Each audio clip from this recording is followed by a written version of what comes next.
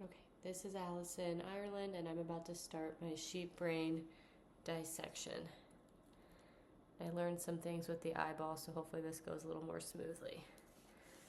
Okay, so here's the sheep brain right here, and I'll go over some of the parts on the outside. So this would be the top portion, and this is going to be the cerebrum of the sheep brain. It is split by the longitudinal fissure here into two hemispheres, the left and the right hemispheres. And then down here we've got the cerebellum, and this is responsible for movement and muscle coordination. This area up here, the cerebrum, is responsible for more of the conscious, emotional thinking up here. This down here is going to be the spinal cord attached to the brain stem that you can see sticking out from the bottom.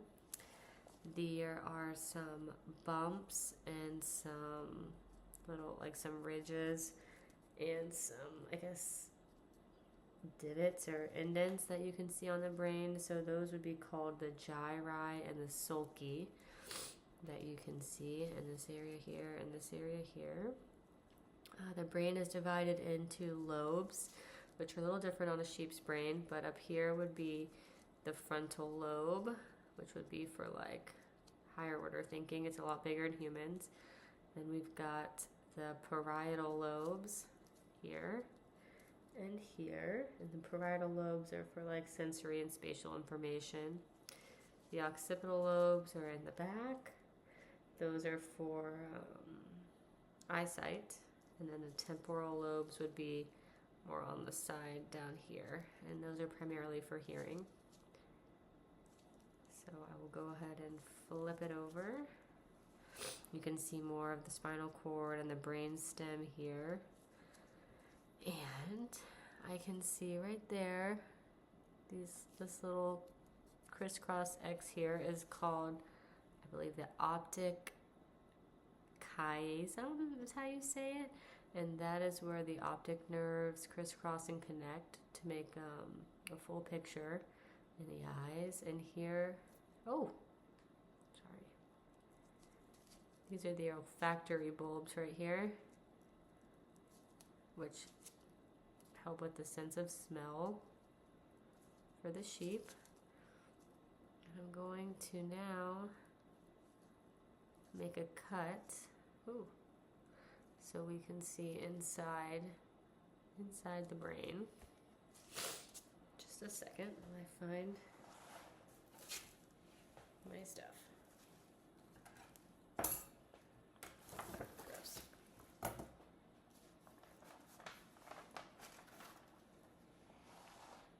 All right.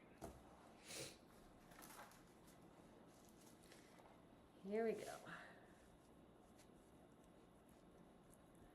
Making a cut down the longitudinal fissure up here, and also through the cerebellum in the back. Hopefully I can find all the things on the inside. Okay. Here we go. Alright, now we got two pieces here. He looks a little squished. If we open it up a little more, then you can see the ventricles, which are the open spaces for the cerebral spinal fluid that are in the brain. Let me look at this side. Let's see, I feel like you can see them. It's these open spaces.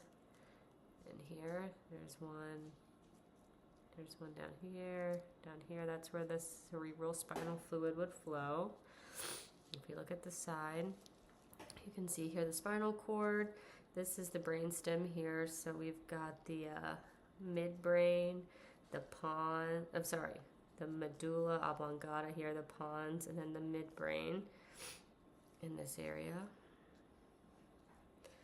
I also, let's see, we'll start here. Looking for the corpus callosum, which I believe, is this portion right here, the corpus callosum. You can see it better. You can see it on both sides. but that's what connects the two hemispheres of the brain. All right. Let's see, I believe everything in here looks pretty flat, but I know the thalamus is a round part right here. And the thalamus is for receiving sensory signals and relaying them. This I know, or I'm pretty sure, is the pineal gland right here. I know it's a little round thing, so I feel like it's this guy right here, which you can't see it.